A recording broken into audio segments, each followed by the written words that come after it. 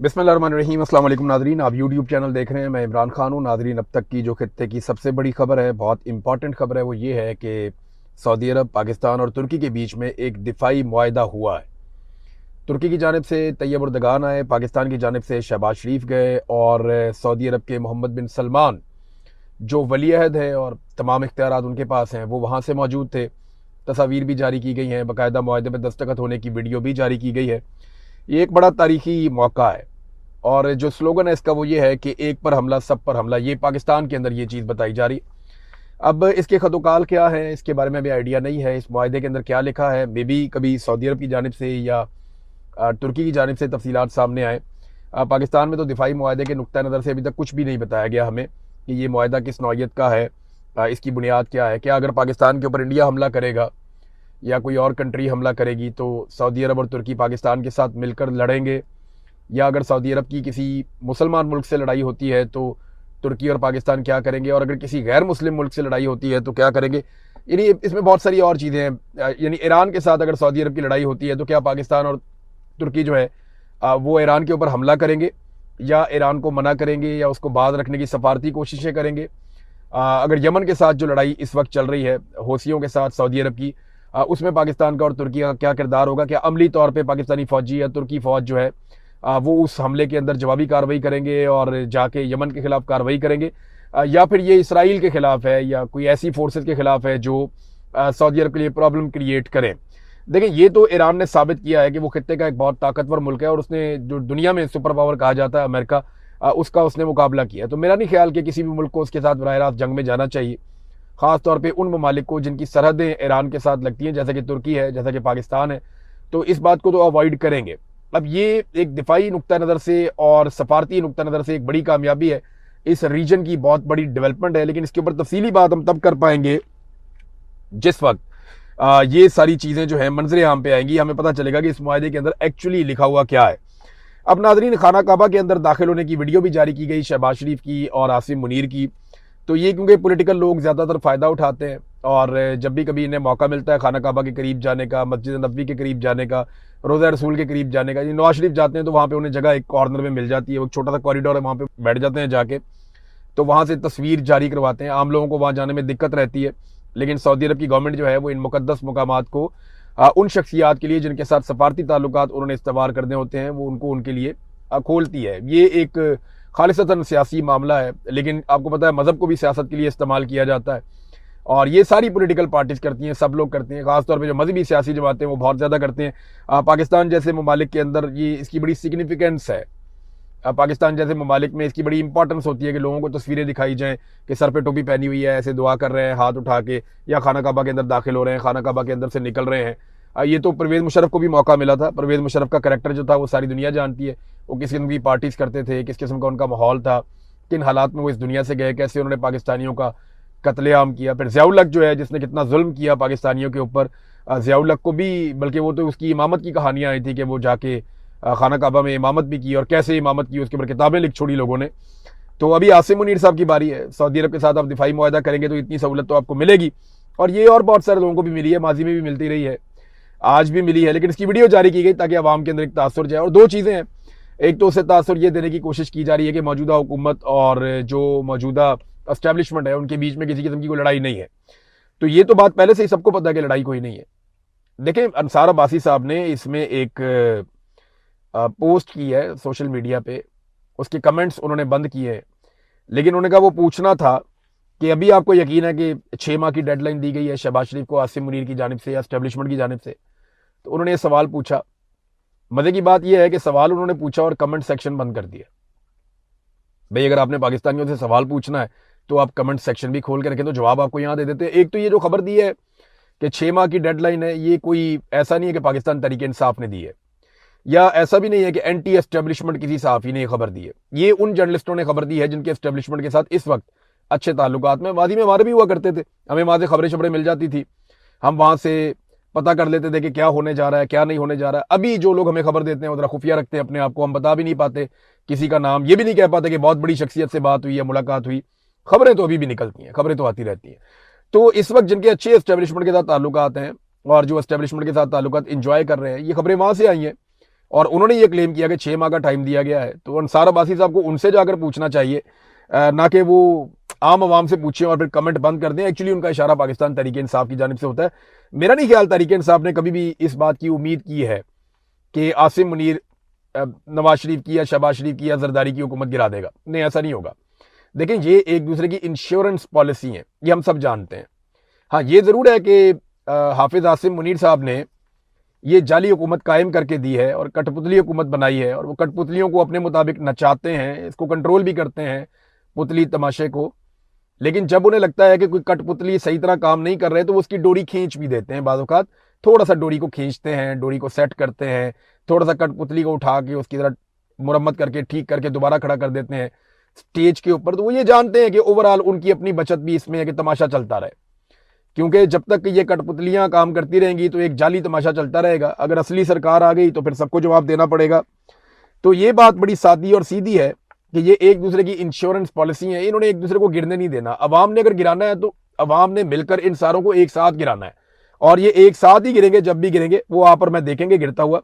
पाकिस्तान के अंदर सिक्योरिटी के बड़े बदतरीन हालात हैं। देखें, हम दिफाई मुआहदों में तो जा रहे हैं, बड़ी अच्छी बात है, लेकिन पाकिस्तान के अंदर जो सिक्योरिटी की सूरत हाल है, क्या वो ठीक है? बड़ा सवाल ये है। इस सवाल का जवाब यह है कि खैबर पख्तूनख्वा जल रहा है, रोजाना की बुनियाद पर धमाके हो रहे हैं, खुद कुछ धमाके हो रहे हैं। रोजाना की बुनियाद के ऊपर हमारे सिक्योरिटी फोर्सेज के लोग अगवा होते हैं, या तो वो वादा करके वापस आते हैं कि वो आइंदा कभी सिक्योरिटी फोर्सेज के लिए काम नहीं करेंगे, या फिर उन्हें जान से मार के उनकी लाशें फेंक दी जाती हैं। तो वहां पे कंट्रोल नहीं है पाकिस्तान की सरकार का। बलूचिस्तान की हालत आप देखें कि अभी बाकायदा जो सरकार है उसने ये अनाउंसमेंट कर दी है कि कल्लात और खुजदार में जो लोग काम करते हैं वो शाम को अपनी दुकानें बंद करें रात होने से पहले, और फिर जब अंधेरा हो जाए तो लोग अपने घरों से ना निकलें। ये हदायत हुकाम की जानिब से जारी की गई हैं बलूचिस्तान में। अब इतनी बुरी सूरत हाल जिस कंट्री में होगी, यानी हमें अपने दिफा के लाले पड़े हुए हैं, हमारे अपने अमनो अमान के बहुत बुरे हालात हैं। हम दुनिया के साथ दिफाई मुआहदे जरूर करें, बहुत इंपॉर्टेंट है। हो सकता है इससे पाकिस्तान को सफारती कामयाबियां मिले, हो सकता है इससे पाकिस्तान को कुछ 4 पैसे मिल जाए, उधार में तेल मिल जाए, बहुत सारी सहूलियात हो सकती हैं पाकिस्तान को मिले। लेकिन बड़ी बात यह है कि पाकिस्तान के अंदर अमनो अमान कायम करना पाकिस्तान की सिक्योरिटी फोर्सेज की प्राइम रिस्पॉन्सिबिलिटी है। जिन पाकिस्तानियों ने पेट पे पत्थर बांध के पाकिस्तान के अंदर इतनी बड़ी फौज तैयार की, एटम बम तक बना कर दिया, इस फौज को इतना बजट दिया कि इन्होंने दुनिया के बेहतरीन तैयारे, बेहतरीन लड़ाका तैयारे, बेहतरीन एक सिस्टम कायम किया, बहुत सारे हथियार बनाए, खुद भी बनाए, दुनिया से भी खरीदे। तो वो उस अवाम का तहफ़्फ़ुज़ पहली जिम्मेदारी है पाकिस्तान की सिक्योरिटी फोर्सेज की, जिसके अंदर ये मुकम्मल तौर पर अभी कामयाब नहीं हुए। अब नाज़रीन आ जाए, जो 2 माह के बाद एक ऐलान किया गया लॉन्ग मार्च का, कि 2 माह के बाद एक मार्च होगा, इस्लामाबाद की जानिब बढ़ेंगे। सुहेल अफरीदी साहब ने इसका ऐलान किया, और कुछ लोग डिफेंड कर रहे हैं जी बड़ा अच्छा किया, ज़्यादा लोग तनकीद कर रहे हैं कि जी अच्छा नहीं किया। सुहेल अफरीदी साहब को ये चाहिए था कि वो जल्दी का ऐलान करते, 14 अगस्त तक की डेडलाइन देते, 15 अगस्त को पूरा खैबर पख्तूनख्वा बंद कर देते, फिर देखी जाती जो होता। क्योंकि इस वक्त हुकूमत के ऊपर बहुत प्रेशर है, हुकूमत इस वक्त बहुत सारे मामलात में फंसी हुई है। हो सकता है कल इससे ज़्यादा फंसी हुई हो, मैं कुछ नहीं कह सकता, क्योंकि हुकूमत की अपनी कारकर्दगी और किस्मत भी है। ये जब से आए फंसे हुए हैं, पाकिस्तान को भी इन्होंने फंसाया हुआ है। लेकिन मामला ये है कि अगर फ़र्ज़ करें कि ये 2 माह का टाइम दे दिया गया, जिस पे तनकीद बहुत हो रही है, उस वक्त तक हुकूमत बहुत सारे मामलात से अगर निकल गई तो फिर उनकी पूरी तवज्जो होगी पाकिस्तान तहरीक इंसाफ की जानिब। बहरहाल आज तीसरा दिन था। 2 माह का टाइम मांगते हुए ये कहा गया, या इसके जवाब में ये कहा गया कि तैयारी करनी है और तैयारी के लिए वक्त चाहिए। आज तीसरा दिन है, तैयारी कोई दिखाई नहीं दी, तैयारी के हवाले से कोई अपडेट नहीं आई, तैयारी के हवाले से किसी किस्म का कोई मैंने मीटिंग, कोई अपडेट, कोई चीज़ें कि जनाब हमने करना है। तो एक एक मिनट आपका कीमती है, आपने 2 माह का टाइम लिया, तो 2 माह में एक एक दिन को आपको इस्तेमाल करना पड़ेगा, आपको जोर लगाना पड़ेगा। तो अभी तीसरा दिन है, तीसरे दिन तक मैंने कोई ऐसे विजुअल या कोई ऐसी चीज़ नहीं देखी जिसमें मुझे ये लगे कि पाकिस्तान तहरीक इंसाफ या सुहेल अफरीदी की टीम बहुत तेज़ी से तैयारी कर रहे हैं और वो कुछ बड़ा करने जा रहे हैं इस्लामाबाद में जाने के लिए, या वो लाखों लोगों को, 10 लाख 20 लाख लोगों को वो ले जाएंगे। अभी तक तो ऐसा कुछ दिखाई नहीं दिया, बल्कि हो ये रहा है कि उल्टा सोशल मीडिया पे एक जंग चली हुई है। खैबर पख्तूनख्वा के इंफॉर्मेशन के मिनिस्टर हैं शफी जान साहब, उनकी और शहबाज गिल साहब की एक अलग लड़ाई चल पड़ी है। अब ये बड़ा ये नामुनासिब है इस वक्त। देखें, ये इकट्ठे होने का टाइम था, इस वक्त डिवाइड पैदा होनी नहीं चाहिए थी, लेकिन डिवाइड पैदा होगी। इख्तलाफ राय बड़ी अच्छी चीज़ है। देखिए, शहबाज गिल साहब का अपना एक मौक़िफ़ है, अब उसका एहतराम होना चाहिए। आप उससे इख्तलाफ कर सकते हैं, आप इख्तलाफ जरूर करें, लेकिन उसकी जान को आप खतरे में नहीं डाल सकते ये कह के पाकिस्तान पहुंचो या पाकिस्तान आओ। देखें, कल को ये मुराद सईद को भी कहेंगे कि बाहर निकल भाई, तू अंदर से बैठ के मशवरे दे रहा है। ये कह सकते हैं ना कि मुराद सईद बाहर क्यों नहीं निकलता, हम सारे बाहर हैं तो मुराद सईद को बाहर निकालो। हर आदमी की जान अलग तरीके से खतरे में है। पाकिस्तान की मिलिट्री एस्टेब्लिशमेंट को हर आदमी पे अलग तरह का गुस्सा है। जो जितना ज्यादा इन्फ्लुएंस कर सकता है ना, उसको उतना ज्यादा मारते हैं। वो सबसे ज्यादा इन्फ्लुएंशियल आवाज इमरान खान की है, उन्होंने मुलाकात ही बंद की हुई है, उनका पैगाम ही मारना है। तो जिस जिस पे उनको गुस्सा है, जिस जिस पे उनको लगता है कि ये आवाज बड़ी तगड़ी है, ये आवाम में जाके इफेक्ट करती है, उस पर उतना ही ज्यादा गुस्सा होता है। जो जितना ज्यादा मुतासिर कर सकता है, वो उतना ही ज्यादा खतरे में है। अब कई लोग जो है वो सख्त बात करते ही नहीं है, तो वो पाकिस्तान के अंदर रह सकते हैं। कई लोग जो है वो बात करते हैं, लपेट के करते हैं, शुगर कोटेड करके करते हैं, वो भी पाकिस्तान में रह सकते हैं। लेकिन जो लोग ब्लंटली ओपनली बोलते हैं, उनके लिए जरा मुश्किल होता है। अब कल को देखे ना, मुराद सईद को कोई कह दे कि भाई बाहर निकलो और बाहर निकल के अपनी जान दे दो, तो तुम भी आ जाओ मैदान के अंदर। देखिए, एक दिन तो सबको आना ही पड़ेगा, एक दिन तो सबको इस लड़ाई का हिस्सा बनना ही पड़ेगा। सबको अपने हिस्से की मार खानी पड़ेगी। कईयों ने खा ली है, कई और खा रहे हैं, कईयों को और खानी पड़ेगी। तो ये लड़ाई बड़ी लंबी है, अभी इतनी जल्दी खत्म नहीं होगी। ये इमरान खान साहब के बाहर आने के बाद, इमरान खान साहब के इक़्तिदार में आने के बाद भी ये लड़ाई खत्म नहीं होगी। शायद किसी मौके पे पाकिस्तान तहरीक इंसाफ के लिए खत्म हो जाए, लेकिन पाकिस्तानी अवाम के लिए लड़ाई चलती रहेगी जब तक कि पाकिस्तान की मिलिट्री एस्टेब्लिशमेंट से पाकिस्तान का कब्जा वापस नहीं ले लिया जाता। तो आपस में लड़ने का फायदा कोई नहीं है। बड़ी नामुनासिब बात है कि आप किसी की जान से खेलें। इख्तलाफ जरूर करें, उनका मौक़िफ़ कुछ और हो सकता है, गलत भी हो सकता है, ठीक भी हो सकता है। आपका मौक़िफ़ कुछ और हो सकता है, गलत भी हो सकता है, ठीक भी हो सकता है। लेकिन इस बुनियाद के ऊपर यह कहना, किसी को ताने देना और उसको यह कहना कि तुम मौत के मुंह में आ जा, सीधा आके अपनी कुर्बानी दे दे, कोई गारंटी दे सकता है कि पाकिस्तान के अंदर शहबाज गिल आएगा तो उसको जान से नहीं मार दिया जाएगा, या उसको जान से चले ना मारे, उसको जेल में नहीं डाल दिया जाएगा, या उसको बिल्कुल इररेलेवेंट नहीं कर दिया जाएगा? जो लोग पाकिस्तान में, उनको तो बचा नहीं सके। सनम जावेद खैबर पख्तूनख्वा के अंदर थी, वहां से उठा के ले गए। आप लोग आज तक पता ही नहीं कर सके। आप आज तक उस ऑफिसर को अकाउंटेबल नहीं कर सके जो जिम्मेदार था, वहां से उठाकर ले गए पंजाब के अंदर। तो ये इस तरह की बातें जो है ये नामुनासिब है, ऐसे बातें नहीं करनी चाहिए। इस वक्त लोगों को इकट्ठा करने का वक्त था। बहरहाल, आजाद कश्मीर में नाजरीन अब सबसे मुश्किल मरहला आ गया। ये जो पुंछ का इलेक्शन है ना, यहाँ पे देखें बड़े पैमाने पे लोग निकल कर बैठे हुए हैं। यहाँ पे धरने भी चल रहे हैं, लोग भी बड़े सख्त हैं, एहतजाज भी कर रहे हैं। 10 तारीख को यहाँ पे इलेक्शन करवाया जाएगा, और ये इलेक्शन जैसे भी करेंगे, 2 नंबरी से करेंगे, फ्रॉड से करेंगे। ये दिन 10 तारीख का जो है दिन है ना, उसमें भी घंटे उतने ही है। यानी 10 तारीख रात 12 बजे शुरू होगी और अगली रात 12 बजे खत्म हो जाएगी। उसके अंदर भी 24 घंटे ही है। वो 24 घंटे भी उसी तरह गुजर जाएंगे। हो सकता है उसमें कुछ लोग शहीद हो जाएं, हो सकता है उसमें कुछ जाने ज़ाया हो जाएं, लोग जख्मी हो जाएं, हो सकता है उस दिन जो है वो बिल्कुल लोग निकले ही ना वोट डालने के लिए, लेकिन फिर भी वो दिन गुजर जाएगा और अगले दिन आपके सामने एक नतीजा भी आ जाएगा कि जनाब ये नताइज हैं और ये पॉलिटिकल पार्टी इतनी इतनी सीटें जीत गई हैं। मैंने आपसे कहा था ना कि ब्रिगेडियर फाइक को नवाज शरीफ से इश्क है और वो नवाज शरीफ को हुकूमत बनाकर देगा। बहुत लोग ये कहते थे शायद पीपल्स पार्टी को बनाकर देगा, मुझे लगता था नवाज शरीफ को बनाकर देगा। बहरहाल, ब्रिगेडियर फाइक ने नवाज शरीफ को बहुत सर्व किया है, बहुत प्यार किया है नवाज शरीफ से, बड़ा इश्क किया नवाज शरीफ से, और वो नजर भी आता है। तो अब ये जब 11 तारीख आएगी तो उसके बाद चीजें नॉर्मलाइज की जाएंगी, PMLN को हुकूमत दे दी जाएगी। और एक बात याद रखिएगा, नून लीग और पीपल्स पार्टी दोबारा LP के साथ जुड़ जाएंगे। आप ये देखिएगा, इक़्तिदार के अंदर दोनों इकट्ठे हो जाएंगे, दोनों इस्लामाबाद में बैठेंगे और दोनों बैठकर पूरी तवज्जो से पाकिस्तान तहरीक इंसाफ को फिर से मारेंगे। ये बात आप लिख के रख लीजिए। नून लीग और पीपल्स पार्टी दोनों मिलकर पाकिस्तान तहरीक इंसाफ को दोबारा मारेंगे, तसल्ली से मारेंगे। और सुहेल अफरीदी साहब की हुकूमत भी जा सकती है, खैबर पख्तूनख्वा में इमरजेंसी लग सकती है, गवर्नर राज लग सकता है। तो ठीक है, लगने दें, वैसे भी उनकी कौन सी हुकूमत है, उनके पास इख्तियारात है ही नहीं। जितने इख्तियारात हैं वो भी हमें दिखाई दे रहे हैं। तो नाजरीन, ये जो नूरा कुश्ती का मरहला था ये बिल्कुल एंड पे पहुंच गया है। जो इख्तिदार की LP है वो दोबारा नून लीग को और पीपल्स पार्टी को जोड़ देगी। इस मरहले के बाद पीपल्स पार्टी के पास गिलगित बल्तिस्तान में और नून लीग के पास आज़ाद कश्मीर में हुकूमत आ चुकी है।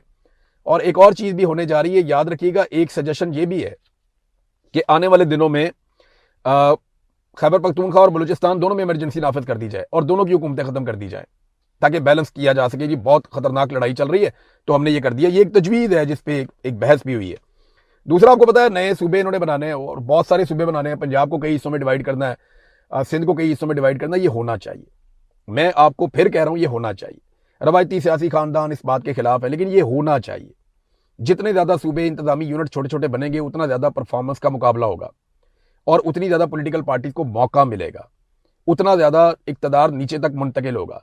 लेकिन ये सारा कुछ पाकिस्तान के अवामी मुंतखब नुमाइंदों को करना चाहिए। आसिम मुनीर साहब को या उनके ब्यूरोक्रेट्स को या एक मोहसिन नकवी जैसे आदमी को जिसका सियासत में कोई स्टेक नहीं है, ऐसे लोगों को हक नहीं पहुंचता कि वो पाकिस्तानियों का फैसला करें जिन्होंने कभी वोट ही नहीं लिया। तो ये जिन लोगों को लोग वोट डालते हैं वो लोग ये फैसला करें। आप एक नया इलेक्शन करवा दें पाकिस्तान में, जो भी हुकूमत बने बैठ के बात करें, नए सूबे बनाएं, ज्यादा सारे सूबे बनाएं और कोशिश करें। अगर सूबे बन जाते हैं और सारी पॉलिटिकल पार्टीज आज भी बैठ जाती हैं। ऑल पार्टीज कॉन्फ्रेंस आप करवा लें, एक रेफरेंडम का भी कहा जाता है कि ना, रेफरेंडम का एक ऑप्शन है, बहुत जगह पे बड़े अरसे से डिस्कस हो रहा है कि रेफरेंडम करवा देंगे पाकिस्तान में कि नए सूबे बनने चाहिए नहीं बनने चाहिए। मैं आपको ये लिख के देता हूं कि पाकिस्तानी ये चाहेंगे कि नए सूबे बनने चाहिए, ज्यादा सूबे बनने चाहिए, क्योंकि इससे पाकिस्तानियों के मसाइल हल होंगे। बहुत सारे सहाफी हैं जिनसे मेरी बात हुई, वो चाहते हैं कि नए सूबे बने, लेकिन ये इस बुनियाद पे ना बने कि फौज ने कंट्रोल अपना कितना बेहतर करना है, इस बुनियाद पे ना बने कि हम कैसे लोगों के ऊपर रूल करेंगे, इस बुनियाद पे बने कि इंतजामी मामला कैसे ठीक होंगे, इस बुनियाद पे बने कि लोगों के मसाइल कैसे हल होंगे, तो वो सबसे बेहतर है। नाजरीन, जाते जाते खबर मैं आपको देता हूं, ये जस्टिस मुसर्रत हलाली साहिबा सुप्रीम कोर्ट से रिटायर हो गई। ये 11 साल रही हैं पेशावर हाई कोर्ट में, चीफ जस्टिस भी रही। उसके बाद सुप्रीम कोर्ट में इन्होंने 3 साल गुजारे, यानी लंबा इनका एक टेन्योर है। उसके बाद अब ये रिटायर हो गई, लेकिन जुडिशरी के दामन पे एक काले धब्बे की तरह रही। इनके 3 फैसले तारीख हमेशा याद रखेगी। वैसे तो इन्होंने हमेशा एस्टेब्लिशमेंट की बी टीम का काम किया। एक इनका फैसला था जिसमें इन्होंने बल्ले का निशान छीन लिया था कादी फायद ईसा के साथ मिलकर। दूसरा इनका एक फैसला याद रखा जाएगा कि सिविलियंस का फौजी अदालतों में ट्रायल होना चाहिए, ये इसके हक में थी। और तीसरा इनका ये फैसला याद रखा जाएगा कि मखसूस नशिस्तें अवाम ने जिसको वोट दिया उनसे छीन कर माले गनीमत की तरह इन्होंने दूसरी पॉलिटिकल पार्टीज में बांट दी। ये 3 फैसले स्याह धब्बे की तरह इनके दामन पे रहेंगे। और अदलिया के ऊपर जो काले धब्बे लगे हैं उनमें से एक धब्बे का नाम मुसर्रत हलाली साहिबा था, मादरत के साथ, और ये इसी नाम के साथ रिटायर हो गई। कादी फायद ईसा की तरह ये भी तारीख में कहीं गुम हो जाएंगी, लेकिन लोग इनको हमेशा उन किरदारों की तरह याद रखेंगे जिन्होंने पाकिस्तान की अदलिया को बर्बाद करने में अपना किरदार अदा किया। अब इनसे जब पूछा गया कि आपको क्या लगता है कि आपने कोई अच्छे फैसले दिए हैं, तो इन्होंने 2 फैसले बताए अपनी जिंदगी के, 14 साल के करियर में 2 फैसले। एक इन्होंने कहा जी तनसीखे निसा को खुला में तब्दील करने का फैसला, और एक इन्होंने कहा जी कोई बंदा बेगुनाह जेल काट रहा था 16 साल से, मैंने उसको रिहा करवा के हरजाना अदा करवाया था। आप अंदाजा करें 14 साल एक खातून जज रही, उसने कोई ऐसा कौमी नौयत का फैसला नहीं दिया जिसपे आज वो फख्र कर सकती हूं। अगर ये 2 मिसालें हैं उनके पास, तो हमारे पास 10 ऐसी मिसालें हैं जहां पे उन्होंने जुल्म किया और वो जुल्म का हिस्सा बनी। तो ये एक पुर्जा था एस्टेब्लिशमेंट का अदलिया में, आज रिटायर हो गया, एस्टेब्लिशमेंट इनकी जगह पे एक नया पुर्जा ला के बैठा देगी। तो एस्टेब्लिशमेंट को तो फर्क नहीं पड़ेगा, लेकिन इनकी लेगेसी क्या है? क्या इनके बच्चे कल को बताएंगे जाके खुलकर मैं जस्टिस मुसर्रत हलाली का बेटा हूं या नवासा हूं या पोता हूं? आप देखिएगा इनका बड़ा शुगर लगेगा पाकिस्तान की तारीख में, और तारीख इनको हमेशा उन किरदारों के तौर पे याद रखेगी जिन्हें मीर जाफर और मीर सादक कहते हैं। अब तक के लिए इतने, अपना ख्याल रखिएगा, अपने चैनल का भी। अल्लाह हाफ़िज़।